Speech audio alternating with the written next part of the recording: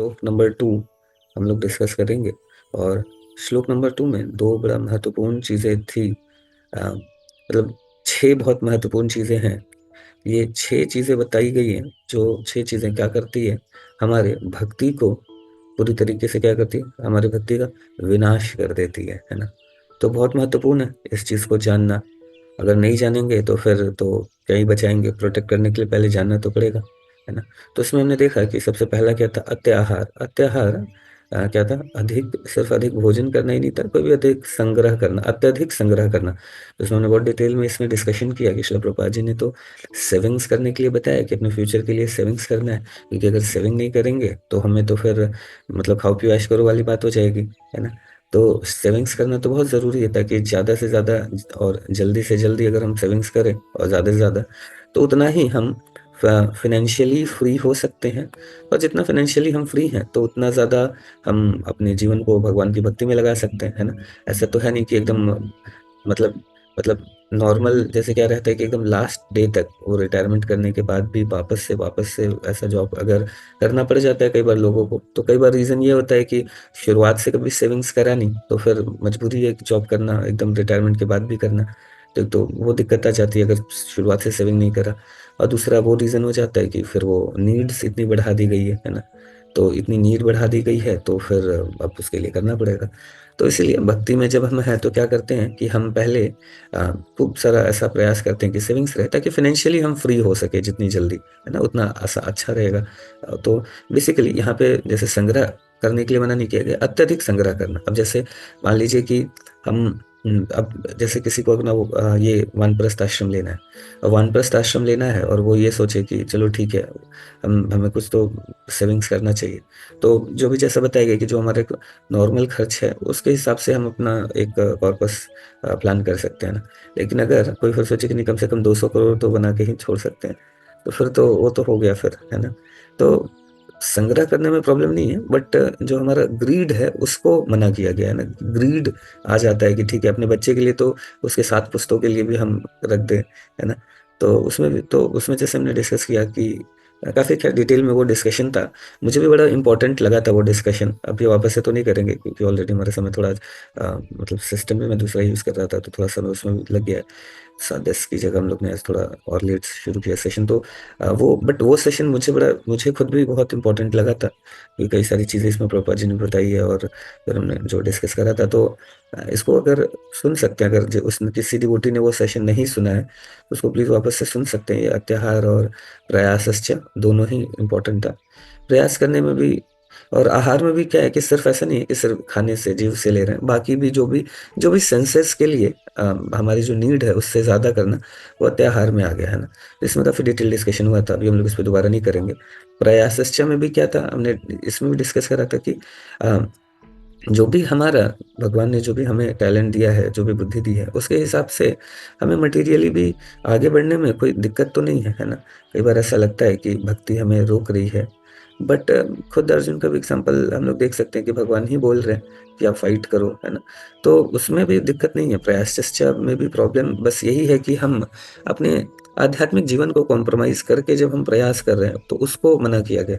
तो ये प्रयासश्च पे भी हमने बहुत डिस्कशन उस दिन किया था। ये दोनों चीज़ को हमने बहुत अच्छे से डिस्कस किया है। तो आप लोग अगर जिन्होंने सेशन नहीं अटेंड किया है, उनसे रिक्वेस्ट है कि उसको ज़रूर सुनें, क्योंकि दोनों चीज़ हम कहाँ गलती हमसे होती है, इसके ऊपर डिस्कशन किया था। तो आज हम लोग थोड़ा-सा डिस्कशन करेंगे प्रजल्पो, है ना? प्रजल्प क्या है? तो प्रजल्प व्यर्थ की बातें करना, है ना? तो देखिए महाभारत में अ, महाभारत में जो डिस्कशन होता है भीष्म पितामह का और युधिष्ठिर महाराज का, तो उस समय भीष्म पितामह बताते हैं 4 तरह के टॉक्स के विषय में। 4 तरह के टॉक्स क्या होते हैं? और ये बड़ा डिटेल डिस्कशन है।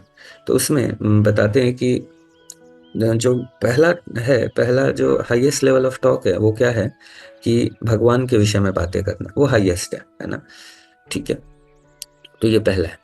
दूसरे तरीके का जो टॉक है वो क्या है कि ऐसे मतलब हम जब बात करें तो प्लीजिंग हो, हम जब भी बात करें, जैसे हमने खैर उस समय भी बात करा, वाचो वेगम में भी इसके ऊपर भी बहुत काफ़ी डिस्कशन किया था। तो उसमें हमने बताया था ना कि किस तरह की, भगवान भी भगवद गीता में बताते हैं कि किस तरह की हमें वाणी बोलनी चाहिए कि जो सत्य भी हो, प्रिय भी हो और हितकारी भी हो, ये सारी चीज़ें होनी चाहिए, है ना? अब इसमें भी 2 कैटेगरी है ना? तो इसमें है कि एक तो भगवान के बारे में भी बात करना, वो सबसे हाईएस्ट है। सेकंड बताया गया कि उस तरीके की बात करना कि जो प्लीज़िंग हो दूसरे को, है ना? दूसरे को मतलब हम जब बात करें, तो दूसरे को उससे उसका हृदय छलनी नहीं हो, है ना? उसको मतलब इस तरीके से कि व्यक्ति थोड़ा डिस्टर्ब ना हो, तो प्लीज़िंग बात करना ये सेकंड बताया गया है। तीसरी कैटेगरी पे फिर सत्य बोलना बोला गया है ना? प्लीज़िंग को सत्य से ऊपर रखा गया है। मतलब यही है कि हम सत्य बोलना तो इम्पोर्टेंट है, बट वही है कि वो इस तरीके से बोलना कि सामने वाला व्यक्ति का हृदय छलनी ना हो, वो उसको ज़्यादा महत्वपूर्ण बताया गया। तो भीष्म पितामह युधिष्ठिर महाराज को बता रहे हैं, है ना? कितना इम्पोर्टेंट है ना ये, कि प्लीज़िंग को ट्रुथफुलनेस से ऊपर रखा गया है ना? मतलब ऐसा नहीं कि फिर प्लीज़ करने के लिए झूठ बोलते रहें, वो नहीं कहा जा रहा है। मतलब इस चीज़ को बताया जा रहा है कि हम अगर सत्य भी बोल रहे हैं, तो उसको इस तरीके से बोलना चाहिए कि सामने वाला व्यक्ति ना वो डिस्टर्ब ना हो, है ना? तो कई बार बोलते हैं ना कि जैसे हम अ, मतलब हम तो बहुत स्ट्रेट फॉरवर्ड है, अच्छी बात है स्ट्रेट फॉरवर्ड होना, बट वही है कि वो मतलब हम अगर पत्थर भी मार रहे हैं ना, तो उसको इतना अच्छे से लपेटे वो फूल में कि वो चोट ना लगे। तो सच बोलना तो अच्छी बात है, बट वही है कि इसका भी ध्यान रखें कि प्लीज़िंग हो, ठीक है? तो फिर क्या है, तो तीसरा है प्लीज़िंग, सॉरी, तीसरा है ट्रुथफुल, सत्य बोलना। तो ये 3 तो ठीक है ना? बट 2 और क्या आता है? 2 आता है कि एक नेक्स्ट वाला क्या है, नेक्स्ट है बात करना, सॉरी, 5 तरीके का टॉक होता है। 3 तो सही है, चौथा क्या है, यूज़लेस टॉक है ना? मतलब वो अननेसेसरी का टॉक है ना? गॉसिप जिसको बोलते हैं। तो उसका कोई मतलब नहीं है, बस ऐसे ही हम लोग तब भी करते रहते हैं। तो ये गॉसिप हो गया। और 5वां हो गया किसी को किसी की बुराई, बेसिकली ये करना, ब्लास्फेम करना, किसी की बुराई करना, है ना? जो इन इन सब चीज़ों का डिस्कशन करना, चुगली करना, है ना? किसी के पीठ पीछे। तो ये 2 तरीके का कैटेगरी, तो ये 2 से हमें बचना चाहिए, है ना? 2 से बचना चाहिए। एक तो क्या हो गया, यूज़लेस टॉक जिसका कोई मतलब नहीं है। तो इसमें भी हमने देखा था कि हर किसी के पास ऐसा देखा जाए तो बात करने का बहुत सारा टॉपिक है ना? जो अननेसेसरी का हम करते रहते हैं। तो उससे भी बात करने को हमें अवॉइड करना चाहिए। जो हमें नीड नहीं है उसकी बात करने की तो कोई ज़रूरत नहीं है। अब देखते हैं सबसे जो लास्ट, ये यूज़लेस टॉक तो हम आइडेंटिफ़ाई करना तभी ईज़ी है ना? कि हम क्या बात कर रहे हैं, है ना? उसको उसको भी हम लोग थोड़ा यूज़लेस, वाचो वेगम में भी हमने इसको थोड़ा डिस्कस किया भी था, है ना? तो इसलिए अभी हम लोग अगेन इसके ऊपर भी डिस्कस ज़्यादा नहीं करेंगे, यूज़लेस टॉक क्या है ना? क्योंकि इसको भी हमने ऑलरेडी डिस्कस हम लोग कर चुके हैं। हम लोग आज जो बात करेंगे वो 5वें तरह के टॉक के ऊपर बात करेंगे, है ना? कि निंदा करना, है ना? निंदा करना, किसी के पीठ पीछे कुछ भी डिस्कस करना। तो ये सारी चीज़ें, है ना? चुगली करना, ये सब, और तो ये सब चीज़ों के ऊपर हम लोग डिस्कस करेंगे। क्योंकि ये बड़ा महत्वपूर्ण है और हम सभी अ, इससे कहीं न कहीं प्रभावित होते ही हैं। ऐसा बहुत हार्डली कोई ऐसा होगा। इवन भक्तों के समाज में भी देखा जाए, तो ये एक बहुत मतलब एक कॉमन फैक्टर हो जाता है, जो हम लोग सभी लोगों की भक्ति को प्रभावित करता है। तो इस पे थोड़ा-सा हम लोग समझेंगे। तो एक स्टार्ट करने के लिए एक छोटी-सी स्टोरी बताता हूँ मैं, कि एक बार क्या होता है कि राजा ना अम, एक बार क्या होता है कि एक राजा, अच्छा राजा था, लोगों को खाना बाँट रहा था। तो लोगों को खाना बाँट रहा होता है, तो जब लोगों को खाना बाँट रहा होता है, तो उसी समय क्या करते हैं कि एक चील, एक अ, चील या उससे भी बड़ा एक पक्षी जो होता है, वो क्या कर रहा होता है कि एक साँप को मार के उसको लेके जा रहा होता है। वो अपना जा रहा होता है। तो अभी क्या होता है कि जब ऊपर से साँप को लेके जा रहा होता है, तो साँप के उसके मुँह से एक ज़हर का बूँद राजा जो खाना खिला रहा होता है ना, उसमें गिर जाता है। अब राजा तो खाना दे देता है, बट जो खाना खाते हैं, उनकी मृत्यु हो जाती है। अब यमराज भी कन्फ्यूज़ हो जाते हैं कि अब पनिशमेंट किसको दें? गलती किसकी थी, है ना? ये तो ना तो राजा की गलती थी, ना तो चिड़िया मतलब उसकी गलती थी, ना तो साँप की गलती, साँप तो ऐसे ही मरा हुआ है ना? तो फिर गलती किसकी थी? ऐसा करके वो भी कन्फ्यूज़ हो जाती है, यमदूत वगैरह भी। तो उस समय क्या होता है कि फिर यमदूत लोग अपना वेश बदल के, यमराज जी आते हैं उसी राज्य में थोड़ा मुआयना करने, और राजा भी ऐसे बहुत मतलब अच्छा राजा था, बहुत प्रतापी राजा था, बट अब इस तरह की उससे भी गलती हो गई, अब उसको भी पता नहीं था ये क्या हो रहा है। तो ऐसा करके फिर वो जब बाँट रहा होता है, तो फिर तो उसका भी क्या गलती हो, तो अच्छा ही कार्य कर रहा था। तो यमराज जी आते हैं विश्वदल के कि थोड़ा मुआयना करने के लिए, है ना? तो फिर वो वहाँ पे एक बूढ़ी औरत रहती है, तो उससे पूछते हैं कि तो उससे ऐसे ही बात करते हैं, तो कहता है, "अरे! ये आप कौन हो भैया? यहाँ पे क्यों आ रहे हो? यहाँ मत आओ।" है ना? "यहाँ का राजा इतना खतरनाक है कि सबको ज़हर दे-दे के मारता रहता है।" ऐसा करके। जैसे ही ये बात बोलते हैं, पता है, वैसे ही क्या होता है कि सारे पाप को इसको ट्रांसफ़र कर दिया जाता है, उसी बूढ़ी औरत को, जो ये कर रही थी, है ना? तो हम ये चीज़ समझना होगा कि हम किसी के भी पीछे अगर वो व्यक्ति ऑथोराइज़ पर्सन नहीं है, ऐसे व्यक्ति से हम अगर किसी की भी निंदा कर रहे हैं, है ना? तो वास्तव में उस व्यक्ति का हम क्या कर रहे हैं? कर्मिक रिएक्शन ले रहे हैं, है ना? ये ऑटोमैटिक क्रेडिट और ऑटोमैटिक डेबिट होता है। ये जस्ट मैं बहलाने-फुसलाने के लिए हमारे शास्त्र कह रहे हैं, है ना? ये जो मैं बता रहा हूँ कि ये कन्वर्सेशन है भीष्म पितामह युधिष्ठिर महाराज का, है ना? तो उसको मतलब डेफ़िनेटली ये चीज़ें बताई गई, इस लैंग्वेज में नहीं लिखा गया है, मैं जस्ट उसको अभी के हिसाब से इस लैंग्वेज में समझा रहा हूँ, ऑटोमैटिक डेबिट, ऑटोमैटिक क्रेडिट वाला। लेकिन इस तरीके से इस चीज़ को बताया गया है ना? कि हम अगर किसी की भी निंदा कर रहे हैं और वो जस्ट क्योंकि निंदा एक रस है ना? बड़ा मज़ा आता है किसी की बुराई करना, है ना? एक रस मिलता है इसमें। लेकिन कुछ भी फ्री फोकट का नहीं मिलता है। हर किसी चीज़ की क्या करनी पड़ती है? कीमत चुकानी पड़ती है ना? हर किसी की कीमत चुकानी पड़ती है। तो उसी तरीके से तो ये जो निंदा रस का कीमत क्या है? कि कर्मा का ट्रांसफ़र होना, है ना? तो आप सोचिए कि हम अगर किसी के भी पीठ पीछे उसकी ब बात कर रहे हैं, है ना? तो क्या कर रहे हैं कि हम उसका ऑटोमैटिक उसका अपना अच्छा कर्मा उसको दे रहे हैं, उसका बुरा कर्मा ले रहे हैं। तो क्या लगता है ये ज़्यादा महँगा नहीं है ना? थोड़ा-सा निंदा रस लेना, ये तो बड़ा कॉस्टली अफ़ेयर है ना? तो इसलिए इससे टोटली बचना चाहिए, है ना? टोटली बचना चाहिए। इवन भक्ति में भी जब हम आते हैं, भक्ति में भी कई बार हमें ऐसा बहुत अपॉर्च्युनिटी मिलता है ना? निंदा करने का, अरे उसका मतलब वो ऐसा हो गया, वैसा हो गया, है ना? ये व्यक्ति गिर गया, मतलब कई बार हमें ये भी देखने को मिलता है, अरे वो तो माला ही नहीं कर रहा है या उसका ऐसा हो गया, अच्छा वो तो बड़ा हीरो बनता था, हीरोइन बनती थी, है ना?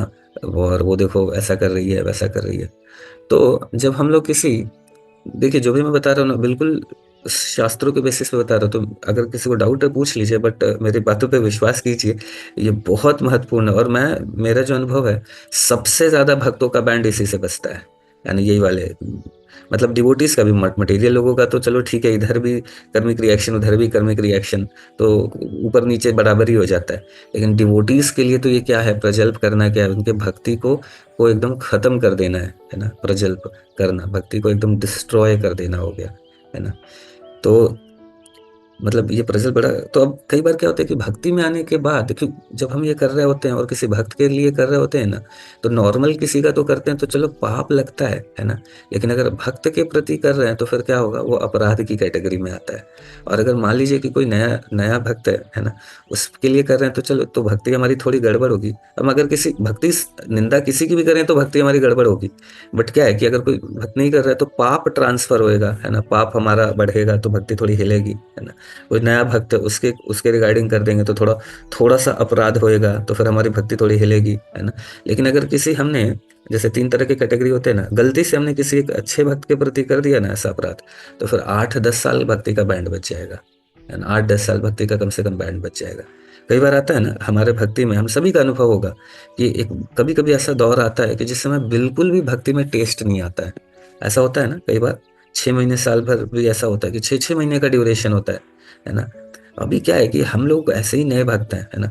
अभी हमारा ऐसे ही जप में टेस्ट उतना बीच-बीच में आना बंद हो जाता है, हमारे खुद के कर्म के कारण, है ना? खुद के इसके कारण, तो हमारा ऐसे ही हरि बोल होता रहता है।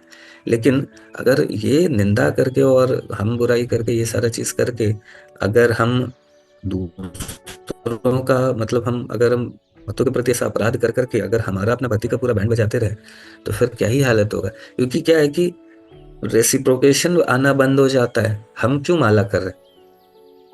क्योंकि थोड़ा अच्छा लगता है। अभी भी हमारा कोई बहुत शुद्ध भक्त तो है नहीं कि मेरा कैसा भी हालत होगा माला करते रहेंगे, है ना?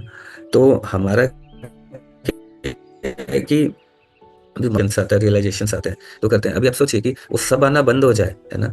और ऊपर से सब आना भी बंद हो गया है और उल्टा इवन टॉर्चर लगना शुरू हो जाए, तो फिर हम लोग कितने दिन टिकेंगे? तो 6-7 महीने, साल भर अगर हमारा ऐसा हरी-बोल हुआ ना, तो फिर क्या होने लगेगा कि हम माला ही नहीं करेंगे। माला में टेस्ट ही नहीं आएगा, तो माला ही नहीं होगा, तो फिर धीरे-धीरे वक़्ती से हम तो सहन टॉलरेट नहीं कर पाएँगे। 6 साल, 5 साल अगर हमारा माला बंद हो गया, टेस्ट आना बंद हो गया, कितने लोग टिक पाएँगे? है कि नहीं? 2-4 महीने में तो हमारा सारा बैंड बज जाएगा।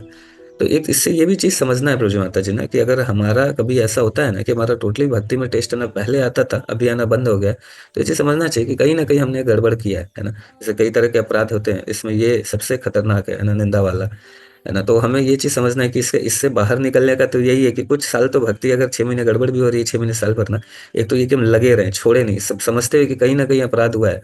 जैसे श्रीला भक्तिविनोद ठाकुर बताते हैं कि अपराध से निकलने का यही तरीका है, या तो उस भक्त से जाके माफ़ी माँग लो, और कई बार वो पता ही नहीं चलता है कि हमने क्योंकि इतना गड़बड़ किया होता है। तो दूसरा क्या है कि हम फिर क्या करें कि हम फिर हृदय से क्राई करें होली नेम से, है ना? तब हमारा अपराध क्षमा हो सकता है। तो इसीलिए भी ये बहुत कि हमारा अगर जप खराब हो रहा है ना, तो हृदय से और क्राई करें, है ना? कि हमारे नाम जप में कोई टेस्ट नहीं आ रहा है, ऐसा बोल के हम बिल्कुल हृदय से अगर क्राई करेंगे, तो धीरे-धीरे, धीरे-धीरे हमारा वो अपराध खत्म होने लगेगा, है ना? तो लेकिन उससे भी बेस्ट तरीका तो यही है कि अगर थोड़ा भी आइडेंटिफ़ाई कर रहे हैं, तो हमें उससे माफ़ी माँगना चाहिए। एक बार एक डिवोटी मेरे से शेयर किए, है ना? कि कुछ ऐसा ही बताए किसी भक्त के बारे में, तो मैंने पूछा कि अरे तो ये आपको कैसे पता चला? तो उन्होंने बताया कि अरे आपको नहीं पता है, बाकी हमारे पूरे कांग्रीगेशन को पता है उनके विषय में। तो तो मैंने कहा कि अगर पूरे कांग्रीगेशन को पता है और मुझे नहीं पता है, तो पहले तो मुझे पता होना चाहिए, है ना? यानी आप लोग सब लोग फिर यही गड़बड़ कर रहे हैं कि आपस में डिस्कस कर रहे हैं, तो फिर सभी की भक्ति हिलेगी, है ना? और ये बिल्कुल ये अगर हमने ये आप सोचिए जब भी हमारी भक्ति हिली है, तो उसके पहले कुछ ऐसा क्योंकि सबसे ज़्यादा हमारे भक्ति को अफ़ेक्ट करेगा, है ना? अब इसमें एक एक सबसे महत्वपूर्ण पॉइंट ये है कि फिर क्या डिस्कस नहीं करें? तो करना ज़रूरी है ना? क्योंकि हमें प्रभावित कोई चीज़ें करेंगे तो ऑथराइज़ पर्सन से करें, हमारे फैसिलिटेटर, काउंसलर। हम है ना, अपने बराबर वालों से, अपने जूनियर से करके मज़े ना लें, है ना? अगर कुछ हम किसी को सिखाने के लिए बता रहे हैं, तो अलग बात है ना? जैसे हमने डिस्कस किया था, इवन हमने खुद ने भी डिस्कस किया था, है ना? जब पटना में हुआ था, तो हमने डिस्कस किया, तो उसको समझने के लिए डिस्कस करना ठीक है, बट उसमें मज़े लेना, है ना? जस्ट कि अरे भैया क्या ही करा जाए, ऐसा करके थोड़ा-सा, तो वो सही नहीं है ना? पर प्रॉपर प्लेटफ़ॉर्म, प्रॉपर लोगों के साथ वो सारी चीज़ें महत्वपूर्ण है। अब अब प्रश्न आता है कि हम देखें कैसे इन चीज़ों को ना? हम मतलब कई बार बातें तो हम समझते हैं, है ना? कि हाँ, ठीक है, ये सही है, ये गलत है। बट जब चीज़ें हो रही होती हैं, तो हम सबसे पहले डिवोटीज़ के साथ कुछ हो रही होती है ना, हम डाइजेस्ट ही नहीं कर पाते। फिर हम मतलब वो कई बार कन्फ्यूज़्ड स्टेट में भी हम बात करते हैं एक-दूसरे से, तो कैसे समझें? तो इस पे थोड़ा-सा हम लोग 2-4 मिनट चर्चा करेंगे, बहुत ध्यान से समझिएगा, है ना? तो हमेशा देखिए कि जब भक्तों के साथ कुछ भी होता है ना, तो हमारी ऐसे उनको देख के भी हमारी भक्ति हिल जाती है ना? कि अरे यार उनके साथ ऐसा हो गया, इस्कॉन पटना के प्रेसिडेंट है, वो ऐसा गड़बड़ कर दिए और वो उनके रिलेटिव थे, ऐसा था, वैसा था, यहाँ भी वही हो रहा है। ये सारा चीज़ ना हम हमारे ऐसे ही भक्ति को एक तो हमारे भक्ति को ऐसे ही हिला देता है जब हम कुछ ऊपर-नीचे ऐसा देखते हैं और सीनियर डिवोटीज़ के द्वारा कुछ गड़बड़ करते हुए, है ना? और दूसरा हम उनके बारे में फिर 2-4 जगह फिर हम डिस्कशन भी कर देते हैं। तो एक तो ऐसे ही उनको देख के फेथ का गड़बड़ हुआ था और हमने डिस्कशन भी कर दिया ऐसे लोगों से जो कि ऑथराइज़ नहीं है अपने बराबर वालों इनसे, फिर और हमारा बैंड बजेगा, है ना? तो फिर क्या है कि हमने फिर हमारी भक्ति पक्का हिलने वाली है भयानक तरीके से। तो कैसे देखें? तो देखिए प्रभु जी माता जी, एक चीज़ हमेशा याद रखें कि जैसे कोविड आया था, है ना? कोविड आया, तो कोविड में क्या था कि चारों तरफ कोरोना वायरस फैला हुआ था, है ना? है कि नहीं? ठीक उसी तरीके से समझिए कि यहाँ पे भी ना इस भौतिक जगत में काम, क्रोध, लोभ, मद, मोह, मत्सर्य, है ना? Lust, anger, greed, pride, envy, है ना? और इल्यूज़न। तो ये 6 जो है, इसका वायरस चारों तरफ फैला हुआ है। अब देखिए, कोविड जब हुआ, तो कई सारे ऐसे भी थे जो नए कंपाउंडर थे, उनको भी हुआ, लोगों को भी हुआ, है ना? तो कई नॉर्मल लोगों को हुआ, कुछ नए कंपाउंडर को भी हुआ और कई ऐसे डॉक्टर्स को कोविड हुआ, जो कि कई हज़ारों-हज़ारों लोगों को ट्रीट करके उनको ठीक किए हुए थे, उनको भी कोविड हुआ। तो कोविड हुआ तो सबको, है ना? तो अभी ऐसा नहीं है कि किसी को नहीं हुआ, मतलब बड़े डॉक्टर से लेके कंपाउंडर से लेके नॉर्मल लोगों को, है ना? बट किसको नहीं हुआ जिसने अपनी इम्यूनिटी डेवलप करके रखी थी, है ना? जिसने इम्यूनिटी डेवलप करके रखी थी, वो ध्यान से समझिए इस बात को प्लीज़ 2-4 मिनट ही मैं लूँगा। तो एक तो ये था किसको नहीं हुआ, जिसने अपनी इम्यूनिटी डेवलप करके रखी थी, उसको नहीं हुआ। और हो जाने के बाद भी कई लोगों को हुआ भी, लेकिन हो जाने के बाद उन्होंने प्रॉपर मेडिसिन ली, तो जो मेडिसिन लेने के बाद फिर कोविड चला भी गया, है ना? उनको मारा नहीं। ठीक उसी तरीके से रोजमाता जी, चाहे वो कंपाउंडर हो, चाहे बहुत सीनियर डॉक्टर हो, जो भी थोड़ा कैजुअल हुआ, थोड़ा मास्क इस इधर-उधर किया, है ना? थोड़ा अपने जो इम्यूनिटी वगैरह के लिए वो जो हर्ब्स वगैरह खा रहा था, उसमें थोड़ा कैजुअल जो भी हुआ, वो सभी को हुआ, है ना? बड़े-बड़े डॉक्टर्स को भी हुआ। तो उसी तरीके से ये जो कृष्णा कॉन्शियसनेस वास्तव में क्या है ना, ये जो 6 वायरस हैं, इसके प्रति इम्यूनिटी डेवलप करता है ना? हमारा जो कृष्णा कॉन्शियसनेस है। लेकिन जो व्यक्ति अभी वो भले बड़ा से बड़ा डॉक्टर क्यों नहीं हो, है ना? लेकिन अगर वो भी क्या होगा कि जब अगर सही तरीके से अपने अपने कृष्णा कॉन्शियसनेस को नहीं ठीक से रखेगा ना, तो फिर उसका हिलेगा, है ना? 100% है ना? अभी चाहे वो कितना भी बड़ा पर्सन क्यों ना हो, चाहे वो विवेक बिंद्रा हो जाए, ये हो जाए, वो हो जाए, कोई भी हो, है ना? चाहे वो कुछ भी करता रहे, तो वास्तव में कृष्णा कॉन्शियसनेस क्या है कि ये जो भी हम लोग हैं ना, ये सब कृष्णा कॉन्शियसनेस का पोटेंसी है, जिसके कारण हर व्यक्ति मतलब अपलिफ्ट हो रहा है। ये पोटेंसी कृष्णा कॉन्शियसनेस का है ना? तो अगर कोई भी व्यक्ति थोड़ा-सा भी कैजुअल होगा, तो वायरस उसको तो अफ़ेक्ट करेगा, है ना? वायरस अफ़ेक्ट करेगा ही। जैसे अभी एक एक जैसे मैंने नाम ही लिया है ना, इनके विषय में मैंने पूछा एक सीनियर डिवोटी से कि प्रभु जी, अभी देखिए इतने लोगों को उन्होंने इंस्पायर किया है ना? उनके साथ ऐसा हुआ, है ना? ये सारी चीज़ें तो कैसे इस बात को समझे? तो फिर वही उन्होंने सीनियर डिवोटी ने बताया कि भई देखो, वो एसोसिएशन किस तरीके का ले रहे हैं, है ना? क्योंकि हम अभी कृष्ण कॉन्शियसनेस के बलबूते पे बहुत बड़े मान लीजिए प्रीचर बन गए, बहुत ये कर गए। बट अब हम कितना भक्तों का संग ले रहे हैं। हमने जो शुरुआत में कृष्ण कॉन्शियसनेस प्रैक्टिस किया है, वो हमें कुछ समय तक तो बचाएगी। बट ग्रेजुअली क्या हो रहा है, मान लीजिए खूब किसी ने एकदम खूब वो क्या-क्या दवा आती थी ना, वो रहता और पता नहीं जो भी था इम्यूनिटी बूस्टर खूब सारा खाया है और उसका छोड़ दिया। तो इम्यूनिटी डेवलप्ड है तो कुछ समय तक तो बचेंगे, बट ग्रेजुअली इम्यूनिटी भी तो नीचे जाएगी, है ना? तो फिर क्या होगा, 100% अफेक्टेड होंगे। मतलब इसमें कोई बहुत आश्चर्य की बात ही नहीं है ना? कि हम अफेक्टेड होंगे, नहीं होंगे, कोई आश्चर्य का नहीं, 100% होंगे, क्योंकि वास्तव में जो पोटेंसी है वो है कृष्णा कॉन्शियसनेस की, है ना? बाकी तो सभी लोगों का मोर और लेस सेम हालत है, वायरस हर जगह है और हर व्यक्ति अफेक्टेड हो सकता है ना? तो अगर हम प्रॉपर प्रिकॉशन नहीं ले रहे, तो हमें भी कृष्णा कॉन्शियसनेस में हमारा भी बैंड बजेगा, हमारे अंदर भी एनर्जी आएँगे, चाहे वो कितना बड़ा व्यक्ति क्यों ना हो, है ना? और दूसरा कि जब आने के बाद भी एक तो अफेक्टेड होगा, और उसके बाद भी क्या वो मेडिटेशन ले रहा है ना? मतलब सॉरी, मेडिकेशन ले रहा है, क्या उसको जो मेडिसिन बताया जा रहा है वो ले रहा है? अगर नहीं लेगा तो ठीक नहीं होगा, है ना? उसको देखिए, जैसे कई बार आता है कि तुरंत हम एक्सपेक्ट करते हैं ना कि कुछ कोई गलती करा, कुछ ये करा, तो उसको मतलब नॉर्मली हमें बड़ा ये लगता है कि अरे उसको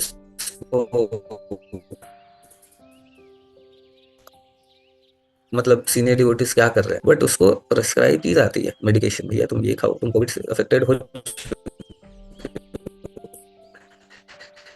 है ना? तुम ये खाओ ठीक हो जाओगे, नहीं होगा फिर मरेगा, है ना? अब प्रॉब्लम ये है कि अब इसमें कहीं भी कृष्णा कॉन्शियसनेस का तो प्रॉब्लम नहीं है, क्योंकि वो कृष्णा कॉन्शियसनेस का पोटेंसी तो ये है कि वो कितना घटिया से घटिया इंसान को भी संत बना सकता है ना?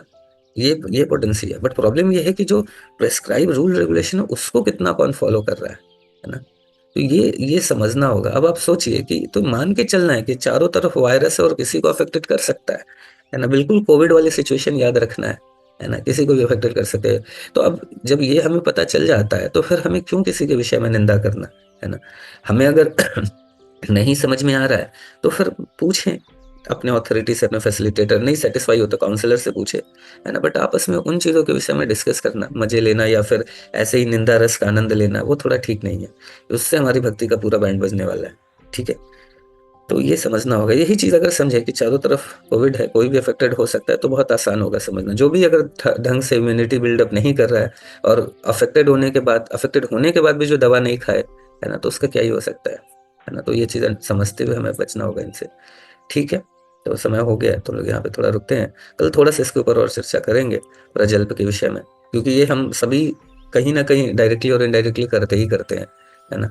करते ही करते हैं, मैं बता रहा हूँ ना कि करते ही करते हैं, पता ही नहीं चलता है, बट हम करते हैं, दबा के करते हैं, है ना? और इसी के कारण हमारी भक्ति का बैंड बजता है और हमें पता ही नहीं चलता है। तो आज सभी लोग थोड़ा इस पे सोचिए भी, और कल हम लोग फिर फाइनली इसको कंक्लूड करने वाले हैं प्रजल्प को। तो सोचिए सभी लोग कि हम कहाँ करते हैं, क्योंकि मैंने खुद भी जब इस पे मैं जब सोच रहा था ना, मनन कर रहा था, तो कई जगह देखा कि मेरे से भी गड़बड़ हो जाता है ना। मुझसे मुझसे भी कई जगह ऐसा मैं भी बोल देता हूँ जहाँ पे मुझे बोलना नहीं चाहिए, मतलब ऐसा करके तो मुझे भी ये चीज़ें लगी। तो आइडेंटिफाई करना ज़रूरी है ना, कि हम कहाँ गड़बड़ करते हैं। ठीक है, नहीं करेंगे तो फिर हमारा बैंड बजेगा ही बजेगा। ठीक है, ये हाँ, गौर कंती माता जी। हरे कृष्णा प्रभु जी, दंडवत प्रणाम। व्यक्ति विशेष को लेके तो प्रजल्प समझ में आता है जब हम किसी खास कम्युनिटी के लिए करते हैं, कम्युनिटी के लिए, उसके लिए बहुत ही मन में द्वेष होता है बहुत ज्यादा, तो वो भी प्रजल्प है, उसका भी भुगतान करना पड़ेगा। देखिए माता जी, वही चीज़ है कि कई बार बिल्कुल सही बता रहे हैं अभी जैसा जो केस हुआ है ना, तो मतलब नहीं, मेरे को तो शुरू से ही है उनके साथ। मैं हाँ। कभी भी उस पर्टिकुलर उन लोगों के लिए मैं कभी भी अच्छा सोचती ही नहीं हूँ। देखिए द्वेष तो क्या है ना कि आ, किसी चीज के लिए भी किया जाए। अब प्रॉब्लम ये है ना कि अगर हृदय में भगवान के प्रति प्रेम तो है नहीं, और ऐसे लोगों के प्रति द्वेष ज्यादा हो जाएगा, तो पॉइंट ऑफ मेडिटेशन भगवान की जगह फिर वही लोग हो जाएंगे। तो जी। फिर उन्हीं पे मेडिटेट करते करते अगर प्राण छूटा, तो फिर अगले यही बात। जन्म में उन्हीं की कम्युनिटी में जन्म लेना पड़ेगा। ये तो ये थोड़ा सा महंगा पड़ेगा ना, ये जी जी। है कि जी नहीं? प्रभु जी, एक बात और थी। जैसे शास्त्रों में हमारे देवी देवताओं के, जो हिंदू देवी देवता, उनका तो जिक्र है, नाम है शास्त्रों में। हाँ, लेकिन जो और दूसरे धर्म के लोग हैं, जैसे अल्लाह, जीसस, इन लोग का तो नाम है नहीं शास्त्रों नहीं, में। तो वो क्या है, वे लोग कौन हैं जिनके इतने देखिए फॉलोअर्स हैं इतने दुनिया में? वो कहाँ जाते हैं? वो कौन लोग हैं जिनको ये लोग फॉलो कर रहे हैं? ये लोग हैं कौन? अथर्ववेद भविष्य पुराण में इनके विषय में भी डिस्क्रिप्शन है माता जी, है ना। हाँ, अथर्ववेद और भविष्य पुराण में जीसस क्राइस्ट के विषय में बताया गया है, और अल्लाह के इनके विषय में भी है। पैगंबर मोहम्मद के विषय में भी बताया गया है ना। तो ये लोग क्या देवी देवताओं के श्रेणी में आते हैं? क्या नहीं है ये नहीं, लोग? देवी देवताओं की श्रेणी में नहीं आते हैं, देवी देवताओं की श्रेणी में नहीं आते। जीसस क्राइस्ट के विषय में तो मैसेंजर ऑफ गॉड ऐसा करके बताया गया है। पैगंबर मोहम्मद साहब को भी बताया गया है कि कुछ वहाँ, अब उनके विषय में मैंने थोड़ा सा डिटेल में पढ़ा नहीं है, बट उनके विषय में तो बताया गया है ना। जीसस क्राइस्ट के विषय में तो क्लियरली लिखा हुआ है ना, जी कि वो is the messenger of God. Particular time place and circumstances के हिसाब से चीजें बताई गई है। वहाँ के लोग किस तरीके के हैं, उनको क्या दिया गया है, मतलब अब जीसस क्राइस्ट को देखिए कितना सारा हम लोग एक सेशन भी डिस्कस करते हैं ना, there is one god why so many जी। रिलीजन, है ना। तो उसमें भी हम लोग इस चीज को बात करते हैं, इवन सिमिलैरिटीज भी कई सारे डिस्कस करते हैं, है ना।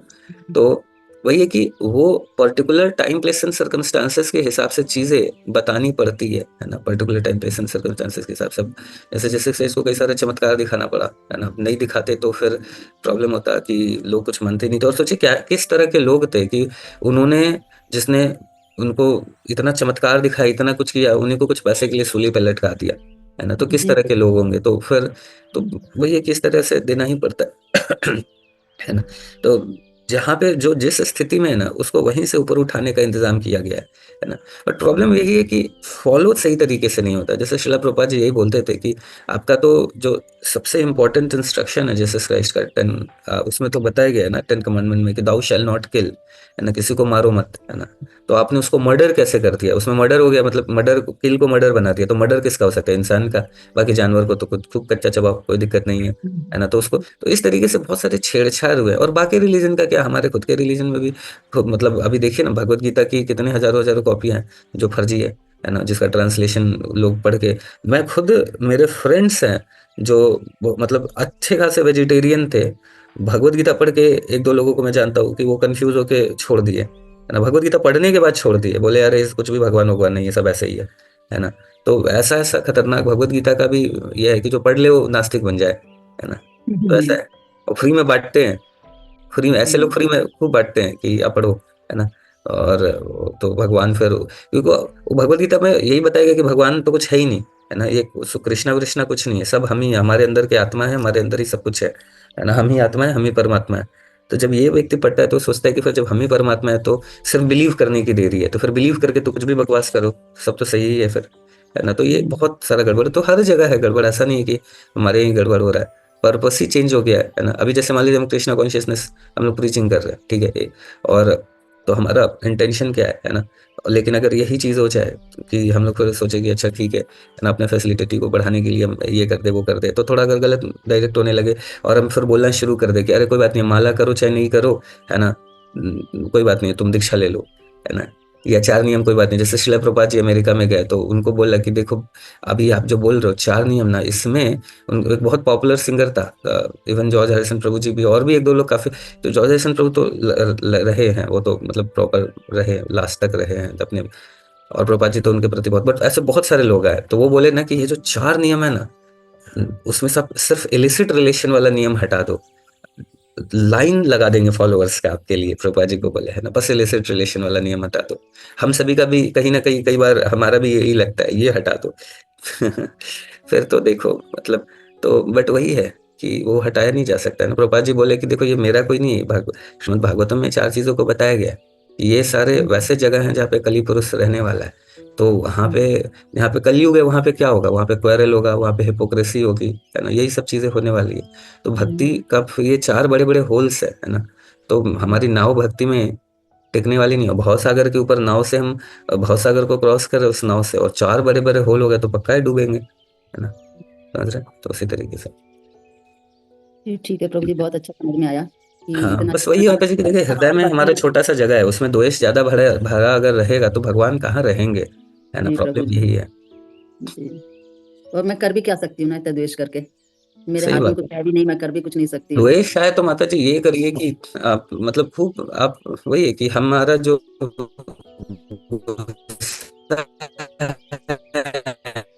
आवाज नहीं एंगर आ है रही प्रभु जी। वो है, उसको प्रॉपराइज करना पड़ेगा। हरे कृष्ण, आवाज मैं नहीं आ ये रही कह है रहा हूँ कि प्रभु जी। चैनलाइज करना। जी जी जी। आप नहीं आ रही, मैं, आ रही है, अब आ रही है है। ना, तो उसको फिर आप प्रॉपर चैनलाइज कीजिए, भगवत गीता वितरण कीजिए, लोगों को भगवान के विषय में बताइए, है ना। तो वही है ना, जैसे कि हम अभी लास्ट टाइम हम लोग डिस्कस किए ना कि बांग्लादेश के विषय में हम अभी इतना तो कर सकते हैं कि कम से कम नोएडा, दिल्ली, भारत को, गाजियाबाद को, है ना, इनको हम बांग्लादेश बनने से बचा सकते हैं। कब बचेगा, है ना। 30% हिंदू थे ना बांग्लादेश में, अभी कितने जी बचे, 8% बचे, है ना। 7 तो बजे हैं। 30 से अगर 8 हो गया, अगर प्रॉपर प्रीचिंग अगर और अच्छे से किया गया होता तो 30 तो बचे होते, 30%, है ना। तो 30% से 8% हो गए, क्योंकि हम लोग थोड़ा सा उतना प्रॉपर प्रीचिंग नहीं कर पाए, है ना, सनातन धर्म का, लोगों को सनातन धर्म के विषय में उतना फेथ नहीं डेवलप करा पाए, उतना ये नहीं डेवलप करा पाए कि कितनी इंपॉर्टेंट चीज है। तभी तो चाहे वो लालच के लिए, चाहे इसके लिए, उसके लिए, जब भी लोग निकलते चले गए, है ना। तो कम से कम हम 30 को तो मेंटेन कर सकते हैं ना, है ना। तो ये इसलिए इम्पोर्टेंट है, हम खूब अच्छे से पढ़े समझे, दूसरों को समझाए। ठीक है। हरे कृष्ण। हाँ, पूर्णेश्वरी प्रेमा माता जी। हरे कृष्णा प्रभु जी, दंडवत प्रणाम। हरे कृष्ण, धन्यवाद माता प्रभु जी, मेरा क्वेश्चन ये है कि जो भी आप बता रहे थे ना कि हमें जैसे निंदा नहीं सुननी चाहिए और करनी भी नहीं चाहिए, लेकिन अगर हमारे जो सगे संबंधी हैं, तो अगर उनमें से जैसे फोन कर रहे हैं और फिर वो शुरू हो जाए, अरे हमारे आपस में उसने मेरे साथ ऐसा कर दिया, वैसा कर दिया, या फिर बोले कि मेरी नंद ऐसे कर रही है, मेरी जेठानी ऐसे कर रही है, मेरे ससुर ऐसे कर रहे हैं, टालने की कोशिश तो करते हैं, चलो कोई नहीं, जो जैसा हो रहा है उन्हें मतलब जाने दो, आप अपना काम करो। लेकिन अगर हम सुन भी ले रहे हैं, थोड़ा बहुत तो सुन ही लेते हैं उनकी, तो उसमें भी क्या मतलब हमें वो अपराध में आ जाएगा। मतलब देखिए, वही है कि हम ऐसे लोगों का कर रहे हैं ना, तो हमें बहुत ज्यादा क्या करना है ना कि हमें इग्नोर ही मारना है। मतलब अब क्या है कि अब हमारे से मान लीजिए कोई बड़े हैं, वो कुछ बोल रहे हो, तो हम अब सीधा ही मना करेंगे तो फिर वो भी हर्ट हो जाएंगे, वो कहेंगे बड़ा, अब पहले हम सुना करते थे, अचानक से बंद कर देंगे तो फिर वो गड़बड़ हो जाएगा, वो भी उनके साथ रिलेशन खराब हो जाएगा। तो बस हमें क्या करना है ना, बहुत हमें क्या करना है कि उसमें फिर हमें और घी बीच बीच में नहीं डालते रहना है। वो जो बोल रहे हैं चुपचाप सुन, अगर हम अगर हमारा रिलेशन ऐसा है कि हम उनको बोल सकते हैं कि छोड़ो रहने दो, जैसे अगर मान लीजिए हमसे कोई सीनियर डिवोटी किसी और के विषय में ऐसा कुछ बात कर रहा हो, है ना, बता रहा हो कि वो ये, तो हम उनको बोलना चाहिए हमें कि देखो कि क्या ही करना है ना। उनके विषय में बात करके हम अपना क्यों अपना टाइम और एनर्जी वेस्ट करें, ऐसा करके हमें बोल देना चाहिए। थोड़ा हल्का सा तो बुरा लगता है, बट हम बच जाएंगे अगर वो रेगुलर है। अगर मान लीजिए कोई अचानक से कर रहा है, तो फिर क्या करना है कि आप बहुत सीनियर है ना, अगर एक बार है तो चलो ठीक है, हम कुछ बोलेंगे नहीं, हम चुपचाप सुन के इग्नोर मार देंगे। लेकिन अगर वो 1 से 2 बार हो रहा है, बार बार हो रहा है, तो बेहतर है कि हम बता दें कि ऐसा देखो, मेरा तो भक्ति, आप तो सीनियर डिवोटी हो, बट आप, मेरा तो, मैं तो बहुत नया हूँ, मेरा तो बैंड बज जाएगा बोल के, तो प्लीज रहने दो बोल के उनको मना करना है ना, ये ध्यान रखना है। उसी तरह अगर रिलेटिव्स वगैरह भी हैं, तो अगर हम बार बार हो रहा है तो फिर बोल देना चाहिए, है ना। बट एक आध बार हो रहा है तो फिर ठीक है, अगर वो काफी सोच के कि चलो ठीक है, ये बड़े दुखी हैं बोल के अपना थोड़ा ये कर रहे हैं, तो सुन लिया, बट उसमें हम थोड़ा घी नहीं डाले, मतलब हाँ मेरे साथ भी ऐसा हुआ था, एक्चुअली देखिए, अगर कोई लंबे समय तक तभी करता है ना जब उसको फ्यूल मिलता रहता है। अगर हम भी थोड़ा-थोड़ा बोलते रहे बीच-बीच में ना तो ही उसको लगता है कि अरे बढ़िया है, ये तो सही मतलब ये है डिस्कस करने के लिए। बट हम अगर सुन के कुछ नहीं बोले हाँ, बस हाँ करते रहे, तो सामने वाले को समझ मज़ा नहीं आएगा मेरा हमारे साथ डिस्कस करने में, वो पक्का छोड़ देगा।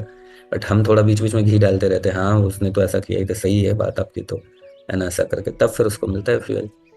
ठीक है? तो फ्यूल नहीं डालना है और धीरे-धीरे अगर लग रहा है कि नहीं तो बिल्कुल नहीं हो पा रहा है तो फिर तो वो बता दीजिए कि थोड़ा-सा ना मेरे लिए थोड़ा ये हो रहा है। या फिर जैसे निंदा करे उसी समय बोलिएगा अरे! अरे! सुन ना अभी उसने बात को तुरंत ये कर दीजिए या तो चेंज कर सकते हैं, चेंज कर दीजिए या फिर फ़ोन दीजिए उस समय। फ़ोन रख दीजिए बच्चा गिर गया, ये कर गया, कुछ भी करके ना कुछ भी बहाना मार के ना फ़ोन रख दीजिए ऐसा करके थोड़ा, तो वो करना पड़ेगा। अगर ज़्यादा अफेक्टेड क्योंकि कई प्रॉब्लम तो हो ही नहीं। ना, तो या तो सुन के बहुत ज़्यादा नहीं करें और जब लग रहा है कि नहीं अभी आज के लिए बहुत ज़्यादा हो गया तो फिर फ़ोन रखना पड़ेगा, है ना? सामने वाले व्यक्ति को धीरे-धीरे समझ में आने लगेगा फिर ऐसे, ठीक है? ठीक है, फिर हम लोग यहाँ पे हरे रुकते कृष्णा हैं। प्रभु जी, धन्यवाद हाँ, प्रभु जी। Hare Krishna, Hare Krishna, Krishna Krishna, Hare Hare, Hare Rama,